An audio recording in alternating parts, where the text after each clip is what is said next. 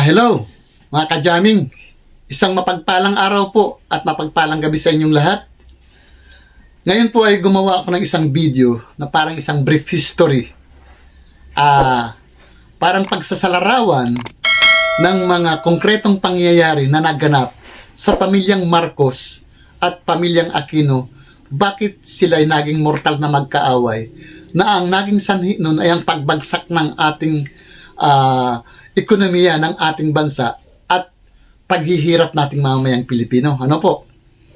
At gusto ko na rin po kasing tuldukan or wakasan ang issue dito sa kay President Marcos nga at kay Cory Aquino para sa susunod naman makapag-upload tayo ng ibang issue naman. Ano po? So, ganito po pala ang kwento niyan. Nung panahon, magkaibigan pala ito si Ninoy at si Marcos, si Apo. Pareho po silang nasa politika at parehong nakikilala sila dahil sa talino nila. Mas ahead lang ng konti si Apo kaysa kay Ninoy. Pero nung panahon na yun, si Ninoy ay parang kumbaga tao ni President Magsaysay. Sabi nga, kanang kamay. Na nagsimula ang kwento ng ibinebenta na raw ng dating nagmamay-ari ng Hacienda Luisita ang lupain na yun ay ipinaalam kay President Magsaysay, ipinakiusap ngayon ni Ninoy kay President Magsaysay na ang bibili na lang ay ang pamilya ng kanyang asawa, mga kuhuwang ko. Pero since kulang naman, wala naman sapat na pera na pambayad, pambili doon sa lupain na yun. Kasi napakalaki po nun eh. More than 6,000 hectares pala yan. Ilo-loan sa bangko na pag-aari ng Pilipinas. Palibasa, buong buo po ang tiwala ni President Magsaysay kay Ninoy, pinagbigyan po. Nangyari, nabili yung lupa pero may kasunduan. At ang isang kasunduan po dun na after 10 years, yung lupa na yun ay ipamamahagi, i-distribute sa mga magsasaka, mga farmers ng lupain yun. Ano po?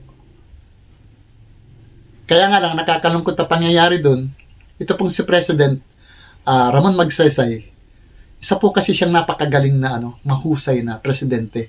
Nung panahon na yun, sikat na sikat po siya. Ay hindi po nagtagal ang kanyang pamumuno sa ating bansa kasi siya po ay na-aksidente sa isang airplane crash na yun ang naging sanhi ng kanyang kamatayan. So, nakakalungkot, pero, nangyari na po yun. After 10 years, 1957 po yun nangyari. So, after 10 years, 1967, yun yung ikasampung taon. Yun na rin naman yung time na si President Marcos na ang presidente ng Pilipinas. Kasi nagsimula siya 1965. At yung time na yun, ini-implement na ni Apo yung agrarian reform na pinamamahagi na niya ang mga lupain sa mga walang lupa, lalo na doon sa mga farmers. Kasi pinatupad po niya yung tinatawag na power of eminent domain for the welfare of the many. So, dahil alam naman niya yung kasunduan, siyempre, presidente na siya eh. Kasunduan na ng kuwang ko na si President Magsaysay nga po ang kausap nila noon. At siyempre, na alam na yan na napakalaking lupain ng Hacienda Luisita, ay isa sa ilalim din sila na doon sa Agrarian Reform Program. So, binigyan na po nila ng notice sila Ninoy na ipamahagi na, i-distribute na. Yun nga lang. Hindi po nangyari at doon nagsimula ang away kasi hindi tumupad sa usapan ang mga kuwang ko at Aquino na ipamahagi ang lupa na yan sa mga farmers. So doon na po nagkalaban. Yun simula ng away ng Marcos at ng Aquino. Na yung panahon naman na yun, ito po palang Amerika, humahanap lang ng butas kung papaano masira itong si Ferdinand Marcos. Kasi ang interest po ng Amerika ay makuha yung mga ginto na ibinaon dito noong World War II, ibinaon ni Yamashita. Ang interest po ng Amerika makuha ang mga kayamanan. Kaya lang, alam po nila na i-secure dyan ni Apo na dokumentuhan. Kaya hindi nila makuha. Pero hindi sila, gagawa sila ng paraan. At nakita po nila yung away ni Ninoy at saka ni Marcos. Kilala din nila si Ninoy. Siyempre, international figure na rin yan. Nagkaroon po ng kutsabahan.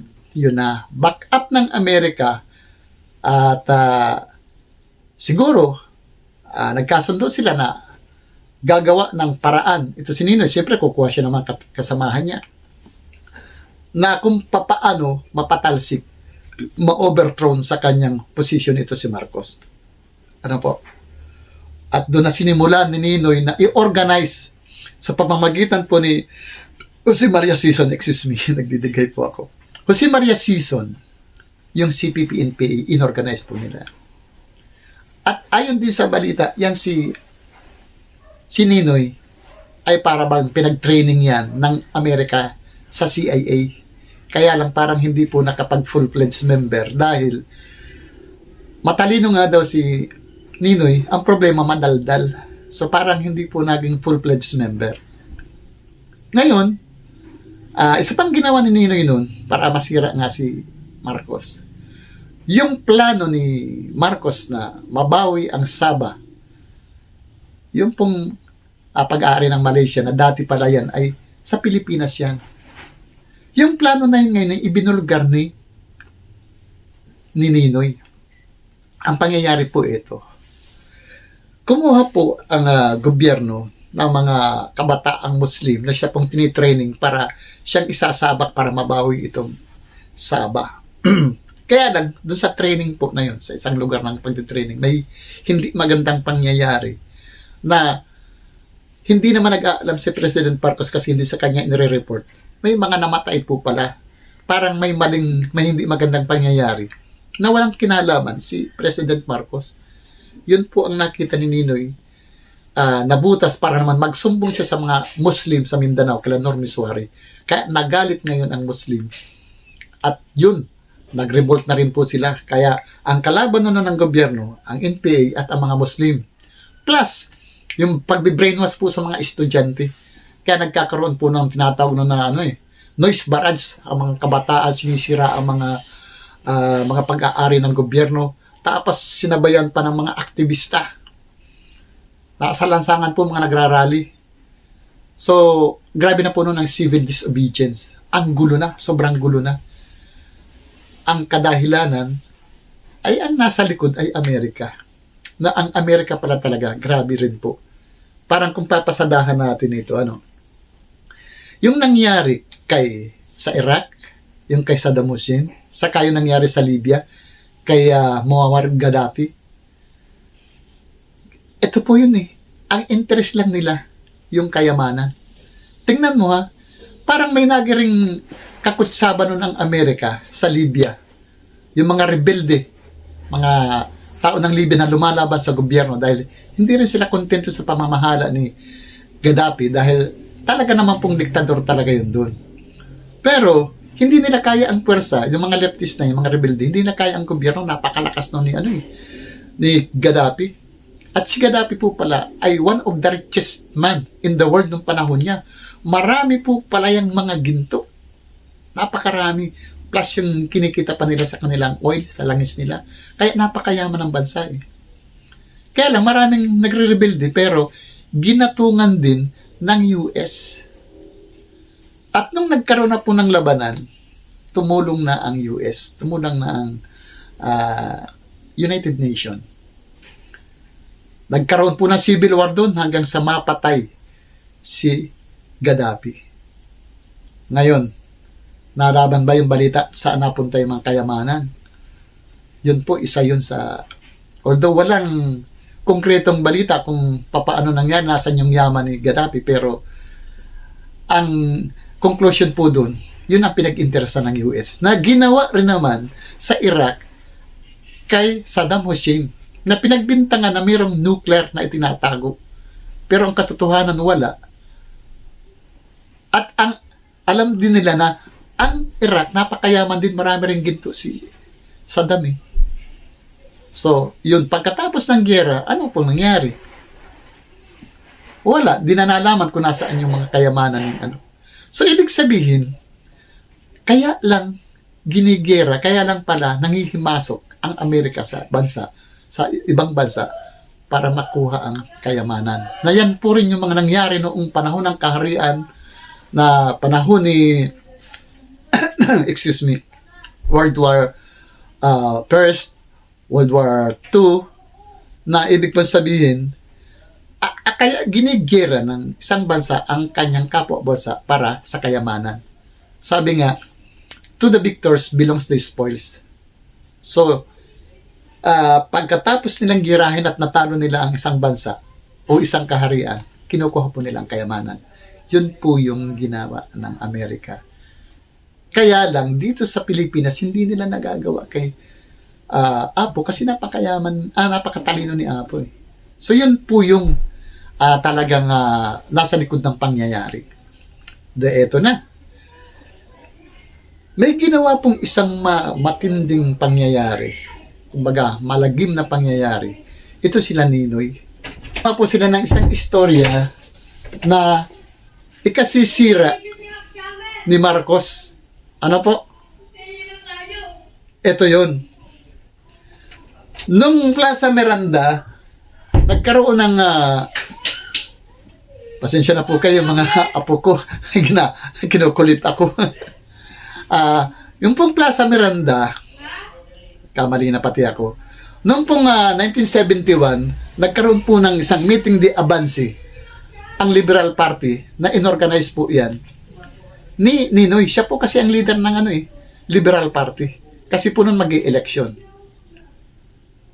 Nung habang nagmi-meeting na, simula ng meeting, binamba po, pinasabog ang Plaza Miranda. Kaya marami pong namatay. Maraming nasugatan. May mga nadamay pong mga kabataan, mga sibilyan. Na yung pangyayari na yun, ang pinagbintangan naman ay si Marcos. Yun po yun eh. At eto po,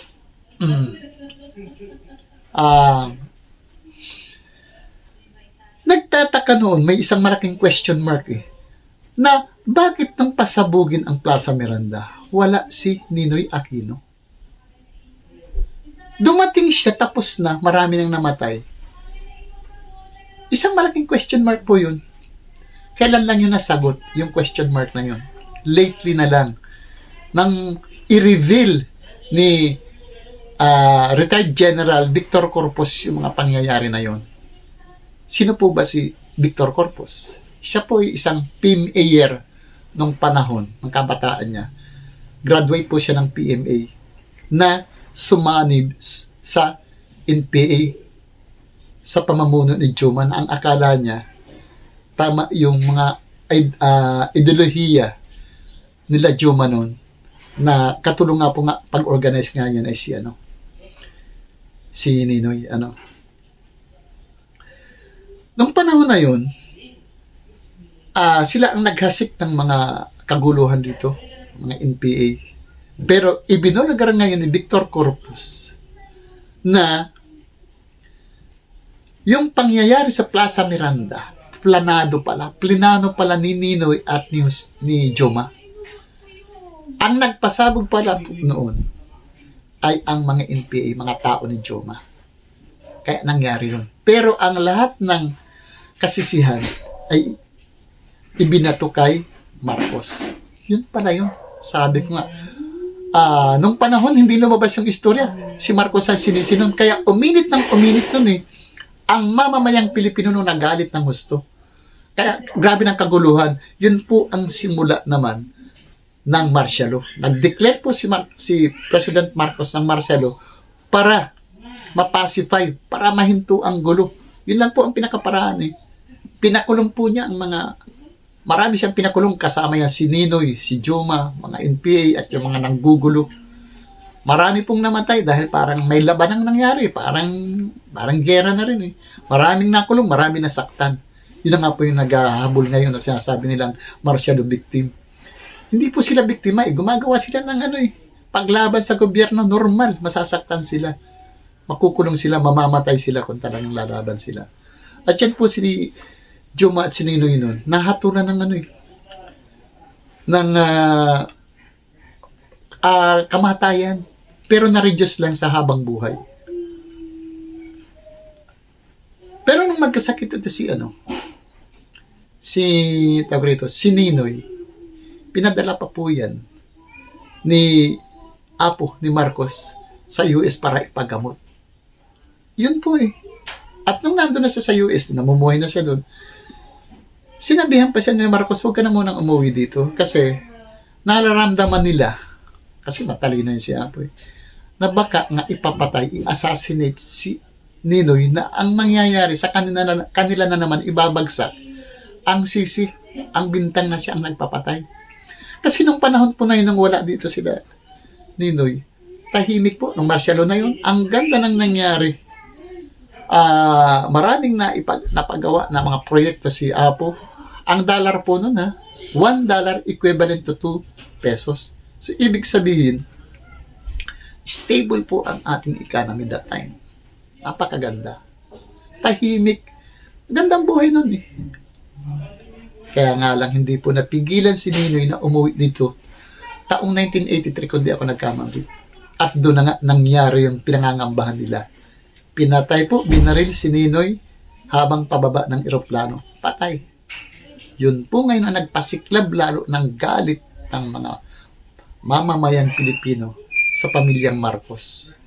Ang buong bansa po noon galit, ang simpatya na kay Cory nasa Aquino government. Ngayon, eto. Dahil po dun sa pangyayari na yon, uminit kagulo na naman. At nung panahon na yon, lifted na po ang martial law. Gumawa po ng nun sila, slogan. Ang Cory, ang grupo ng Dilawan. Ang slogan po nila nun, Justice for Aquino, Justice for All. Na ibig sabihin nila, dapat ay bigyan ng hustisya ang pagkamatay ni Ninoy, at pag nabigyan ng hustisya, parang nabigyan na rin ng hustisya ang mamamayang Pilipino. Kasi pag napatalisik si Marcos, mababago, mawawala ang magnanakaw at diktador na leader ng bansang Pilipinas. At nangyari po yun noong 1986 sa pamamagitan ng isang revolution sa EDSA, na doon po kinampihan ng mga military, sila Enrile, sila Gringo Nasan, sila Fidel Ramos, ay kumampi po sa pamilyang Aquino, at doon nga nangyari yung pagpapatalsik kay President Marcos. So nangyari na po yun. Ito na. Unang araw pa lang ng pag-upo niya sa Malacanang, nag-organize po kaagad si Cory ng PCGG, inorganize niya na para habulin yung sinasabi niyang ill-gotten wealth. Yun kaagad ang kanilang ginawa. Pero kung titingnan po natin, dineclare kaagad yun na ill-gotten, samantalang ang dapat magdi-declare niyan kung ill-gotten yan ay ang Supreme Court o kung anumang court dito sa Pilipinas. Wala po, siya nang nag-declare. Ang nakakatawag pansin doon, bakit mga ginto, mga kayamanan agad ang hinahabol niya? Para bang meron talagang nagbubulong sa likod niya na hanapin kaagad ang mga kayamanan, ang mga ginto. Yun po kaagad ang So, doon dumalabas talaga na nakaback up po ang Amerika Di po ba? Yun po yung makikita natin, at doon na rin nagsimula na magiging kakampi nila ang mga oligarchs. Bakit? Ito na. Yung pong mga prime commodity ibinigay sa oligarchs. After 2 months lang nun, alam mo ang ginawa ni Cory? Ibinigay sa Lopez family ang Meralco at ang ABS-CBN without any consideration. Wala pong bayad Wala daw kasulatan na nangyari. Walang tinatawag nila na parang dokumento. Tawag ba doon? Paper trail? Parang ganon. Sino pong nagbulgar niyan? Ibinulgar po yan ni Joker Arroyo. Kaya nga lang, kailan na nang ibulgar yan, wala na sa poder si Cory bago siya mamatay. Si Jukar po isang matalinong na senador yan, taga Kamsur. Siya po nagbulgar na, yun pala ibinigay lang ni Cory without any consideration. Walang bayaran nangyari. Na yun pala ay isang impeachable offense na pwedeng mapatalsik nun si Cory kung yun ay nalaman noon. Pero walang lumalabas na balita noon eh. Kasi lahat ng pinagagawa niya, hindi naman nilalabas eh. Tingnan mo ha. Pinalabas niya ang mga NPA. Yung mga sinasabi nilang martial law victim. Sila Juma nakalabas. Na nung panahon na yun, ay humina po ang NPA noon eh. Na nung lumakas sila bago mag-martial law, tinataya po na ang bilang ng mga NPA na yun ay umaabot na sa 16,000 plus. Kasi napalakas din po nila eh. Pero pag martial law, biglang nawala, humina. Tumahimik. Nung pakawalan ni Cory, doon na po nag-start. Lumaki ulit sila hanggang na-penetrate na mga barangay, mga bayan, hanggang syudad. Doon na po sila dumami ng gusto. Kagagawan po ni Cory. At ang masakit nito, bukod sa ibinigay niya ang prime commodity sa mga oligarchs, siyempre nagkaroon na po ng monopolya. Siyempre bumagsak na yung ating economy at tumaas na ang bilihin. Ibinibintang pa rin niya kay Marcos. Ang dahilan, kasi ang sinasabi noon, dahil sa mga utang na ginawa ni Marcos, mga loans, kaya tayo naghihirap. Pero ang katotohanan, naghihirap na dahil wala na eh. Nagkaroon ng monopoly. At ito ang masakit. Itong Bataan Nuclear Power Plant, na sana siya ang isang magbibigay ng magandang kabuhayan sa mamamayang Pilipino. Na pagdating po sa energy, sa kuryente, makakatipid tayo at may iwasan yung mga brownout. Pero anong ginawa niya? Po niya yan, pinigil niya yun, hindi niya yung pinagana. Hanggang sa masira, hanggang ngayon sirang-sira po yan. Na yun sanang Bataan Nuclear Power Plant, bukod sa energy ang mapoproduce niya, doon po makakagawa na tayo ng mga tinatawag na nuclear weapons. Na yun ang magpapalakas lalo sa ating hukbong militar ng Pilipinas. Tingnan niyo po ito ha. Ito pinapanood ko sa isang interview kay Brigadier General Romeo Browner. Yan po yung bagong katatalaga ngayon na Chief Commanding Officer ng Philippine Army. Nasabi niya, nung panahon ni Marcos, ang hukbong sandatahan ng Pilipinas ang pinakamalakas sa Southeast Asia nung panahon na yun. Kompleto pala po nun. Mayroong jet fighters, may mga eroplano, may mga tangke de gera, may mga barko na panggera. Napakalakas po ng ating nun. Na ibig sabihin, lalo sanang lalakas kung yung Bataan Nuclear Power Plant na pinaggastosan ng malaki ay pinagana sana. Makakagawa tayo ng mga weapons na hindi na tayo basta-basta mabubuli ng ibang bansa tulad ng ginagawa ng China ngayon. Kasi po tingnan nyo, ang Israel, maliit palang bansa yan. Pero dahil kompleto po sila ng mga makakagamitan sa giyera, hindi po sila basta-basta natatalo sa giyera at takot sa kanila ang malalaking bansa.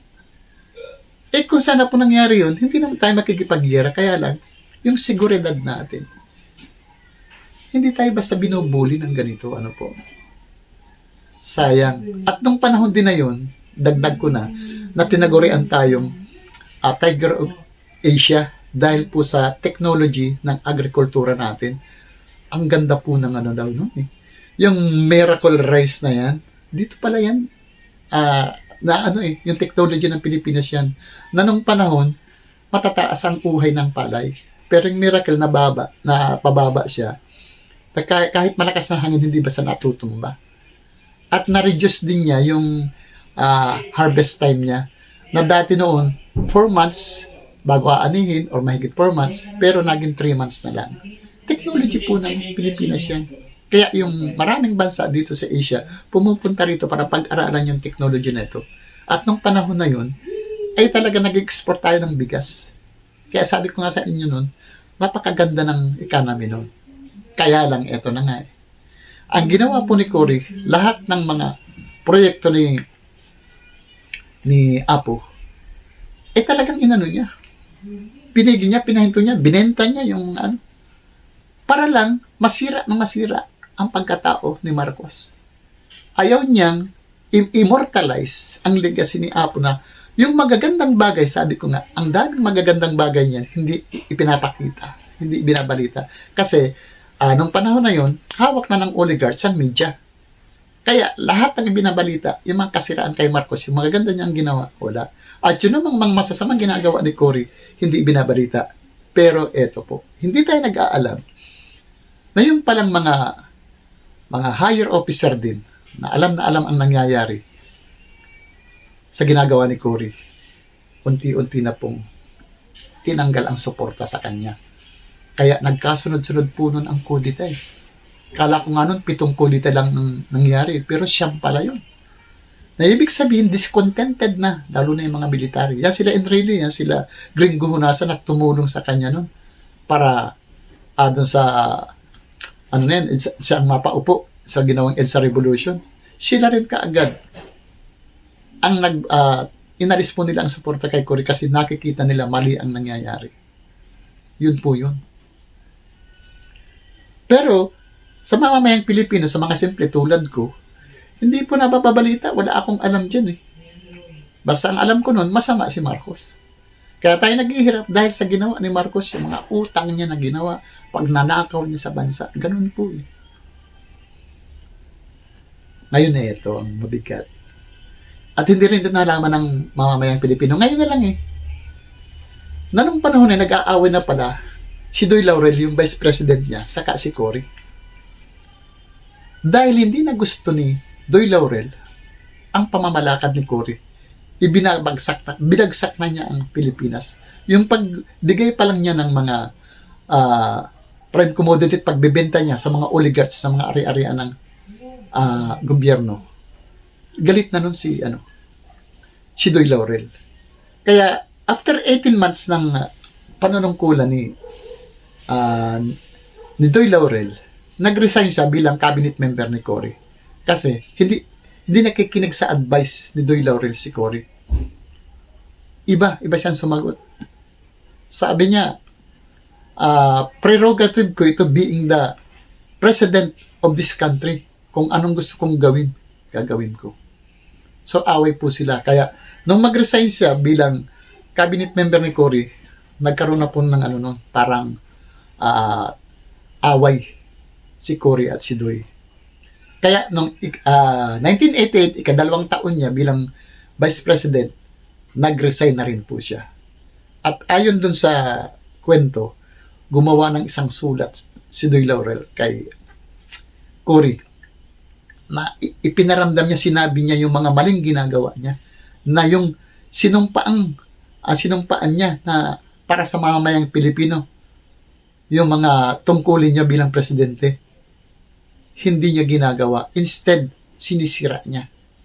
At yung sinasabing democracy na sinasabing siya ang mother of democracy, maling-mali po. Kaya hinamon pa nga pala ni Doy Laurel eh. Sinabihan pa yan. Mag-resign ka, magre-resign din ako, magpa-election tayo. Para mabago, maayos itong ating bansa. Walang mangyayari sa ginagawa niyo. Wala. So, yun na. Hindi naman napabalita nun. Ang nakakaalam lang yung mga matataas ang posisyon na ganun na pala ang nangyayari sa loob. Kaya, yun na nga, maraming kodita ang nangyari dahil nga sa hindi na sila kontento. Pero nun, yung mga kodita na yun, ang alam ko lang, bilang isang simpleng mamamayang Pilipino, ay may gustong patalsikin din si Cory, parang ginagaya yung pagpapatalsik niya kay Apo. Pero yung buong istorya, wala po akong alam nun. Kasi nun, ang alam ko lang talaga masama si Marcos. So yan po yan, kaya yung ginawang si Ninoy po ay bayani, tapos ngayon itong si Cory ay gagawin ding parang bayani. Malaking kamalian po yan. Malaking kamalian. So ngayon, nang matapos po ang term ni Cory, di bagsak na po tayo nun, grabe na ang hirap nun. Ang mahal na ng bilihin. Ang kuryente. Kasi nga, nagkaroon ng monopoly. Kontrolado na ng oligarchs. ang prime commodity. Ang pumalit sa kanyang presidente, itong si FBR na kanyang kakampi, naka-alay din po ng Amerika yan. Pero ang istorya niyan, nang mag-eleksyon, hindi po makapaniwala ang taong bayan kung bakit siya ang nanalo, samantalang noon, ang kalaban niya, si Miriam Defensor na isang napakatalino, napakalakas. Lamang po siya noon sa accounting. Kaya lang nag-brown out. 3 araw yatang brown out yun. Abay, pagkatapos ng brown out, panalo na si FBR. Kasi po, nasa kanila ang poder. So, anong ginawa ni Boy Benta? Yun, nagbibenta rin. Ginaya niya yung, kung anong ginawa ni Cory, ginawa din niya. Yung langis, itong Petron, binenta po yan. Yung FTI, binenta niyan. Marami yung binenta, yung sa Makati, yung global, ano po niya yan binenta niya yan.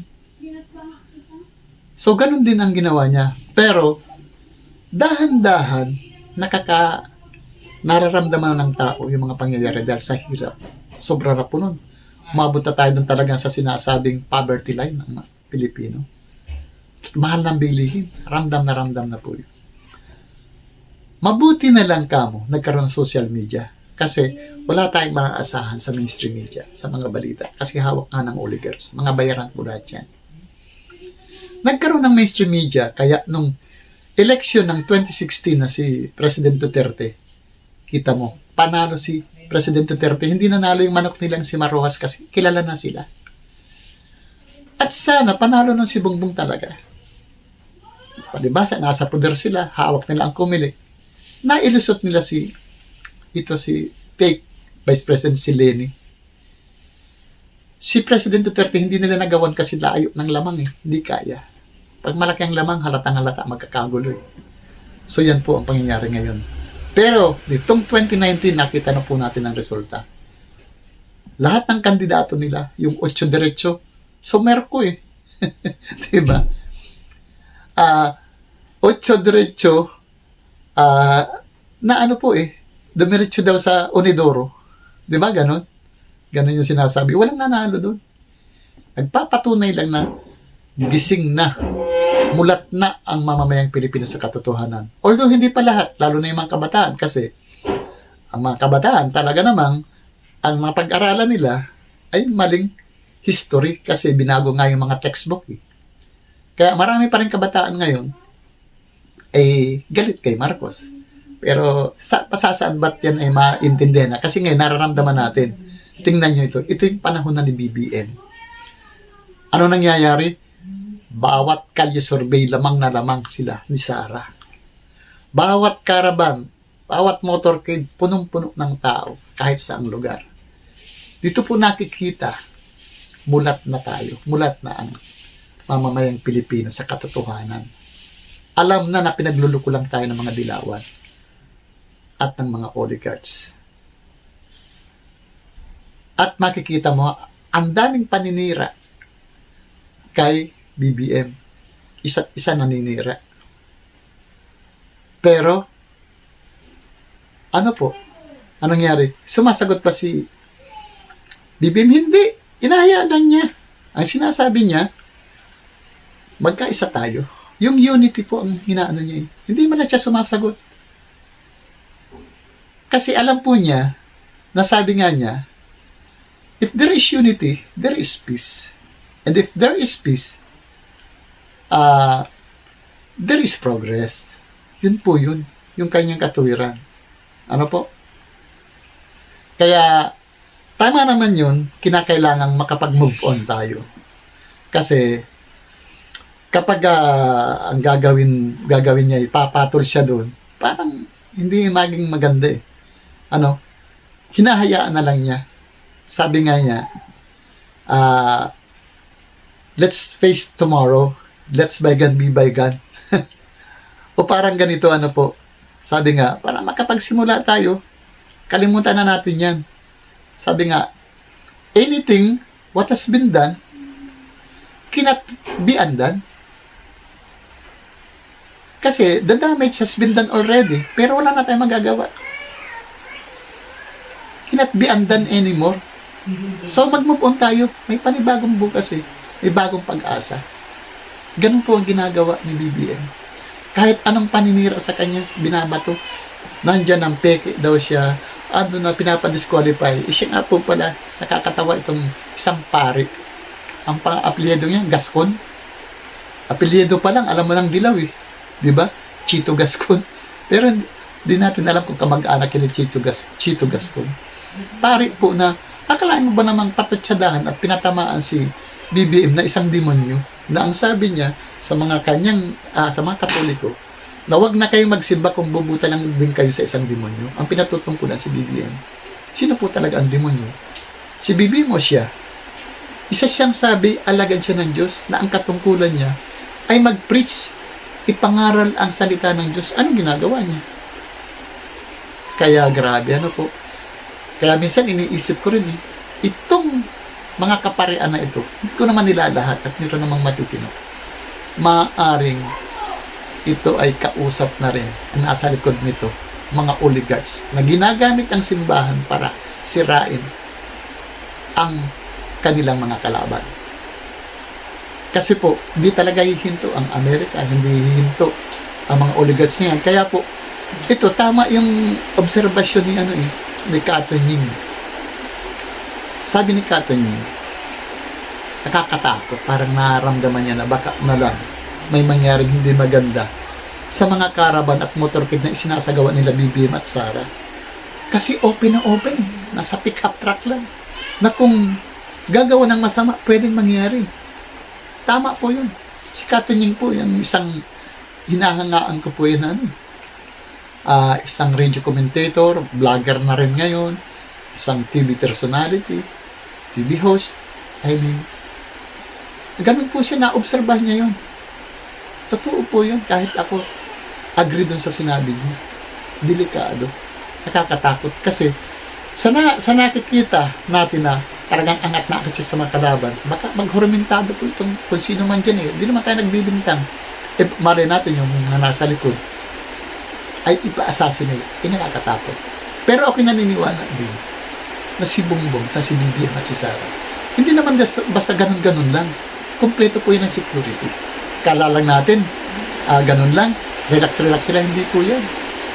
Marami ang nakalubog dyan, nakakaning na mga security. Si Sara, anak ng presidente, meron po yan, kumbaga may extension yung niya, security niya bilang anak siya ng presidente. Plus meron pa siyang private security rin siyempre. At si Bongbong, chat meron din yan. Although, kung gagawa sila ng paraan, pwedeng mangyari. Pero, ako nagbibigay ng babala doon sa gagawa. Kung sakasakaling may nag-iisip, hindi naman ako nagbibigay. At pwedeng mangyari kasi yun ang nangyayari. Huwag nyo nang ituloy ang gawin nyo kasi hindi kayo magtatagumpay. Kung maisagawa niyo yung plano ninyo pero hindi kayo makakaalis kasi mamamayang masang Pilipino nang hahabol sa inyo. Tsaka hindi basta ganun-ganun yun. Ako naniniwala na hindi yung gagawin niyo. Hindi basta-basta sila kumbong na ganun. Kala mo, hindi sila secured. Meron po yan. Kaya nga lang talagang pwedeng mangyari dahil open na open. Pero huwag na masa. Ako dinadasal ko po. Kaya siguro ang panawagan ko po sa inyo, lahat po tayo, pagdasal natin ang kaligtasan nila Bongbong at nila Sara. Na huwag naman sana mangyari. At naniniwala din ako na ang Diyos ang magtatalaga sa kanya. Kaya, kumaga, destiny niya ang maging presidente. Kaya, hindi niya hahayaan na siya mapahamak. Ano po? At ito rin, naninawagan din po ako dun sa ang dami po kasi aktivista na nagsisi sa mga ginawa nila noon dahil naintindihan na nila. Nanawagan po ako sa inyo, magtulong-tulong po tayo. Paliwanag natin sa mga kakilala natin, kamag-anak natin, kapwa natin na hindi pa nila alam ang buong istorya. Paliwanag po natin ito para magkaisa tayo. Siyempre, lalong-lalo nandun sa mga Marcos Loyales. Siyempre, alam ko naman, isang ginagawa natin. Ano po? Kaya ako po naghihikayat. Hinihikayat ko po ang lahat. Pero magpapauna po ako kasi lagi ko pala itong sinasabi. Ginagawa ko po ito hindi dahil sa politika, hindi po. Ginagawa ko ito dahil alam ko po may malaking biyaya tayong hinihintay yung Marcos Work na yan, na i-implement na po. Na ang tama lang, ang qualified lang na mag-i-implement yan ay walang iba, kundi si BBM. Siya lang po kasi ang may hawak ng master plan. Sa kanya lang ibinigay niya ni Apo ng kanyang tatay para maisagawa ng tama ang programang ito, mga proyektong ito para sa mamamayang Pilipino. Yan po yan lagi kong sinasabi dito. At maganda naman po yung hangarin ni Bongbong, unity. Kumbaga, meron niyang proverb na sinasabing, united we stand, divided we fall. Kung tayo sama-sama, nakatayo tayo. Pero kung tayo hiwa-hiwalay, ibabagsak talaga. Kung meron kang isang problema at sama-sama ang tutulong-tulong, ang daling masolve. Kaya po si Sara, hindi po pwedeng magkahiwalay yung dalawa. Vice President, Presidente, ang ganda ng magiging tandem. Hindi tulad ng ginagawa nito ni Leni Robredo kay President Duterte. Ang gaganda ng ginagawa ni President Duterte, dahil dilaw siya, dahil tao siya ang oligarchs, lahat ng kasiraan ang ibinabato niya. Di po ba? Kaya walang ginawa po si Leni Robredo. Magsimula, nang siya maging Vice President kahit fake siya, paninira ang ginawa niya sa gobyerno. Traitor siya. Titingnan mo. Pero dahil sa hawak nila ang media, yung mainstream media na yan, dahil oligarchs ang magmamayari, ang pinapalabas pa rin, magaling si Leni. At yung mga magagandang ginagawa ni President Duterte, hindi lumalabas. Kaya yan po eh. But anyway, sabi ko nga, kinakailangan tuldukan na po natin ito. Magsimula po tayo, pag-move na tayo. Ito na po yung pag-move natin. Simula po natin na iluklok po natin si BBM at si Sara sa ating magiging presidente at vice president ng ating bansa. At magkakaroon po tayo ng magandang pagbabago. Maganda po ang buhay ng mamamayang Pilipino dahil andyan na po yung Marcos Work i-implement na rin. Okay po, so magkaintindihan tayo na po. Siguro hanggang dyan lang muna po ulit. At muli po, binabati ko tayo ng Merry Christmas and a Happy New Year. And please like, share, and subscribe. Sige po, hanggang dito na lang. Hanggang sa muli. Bye-bye.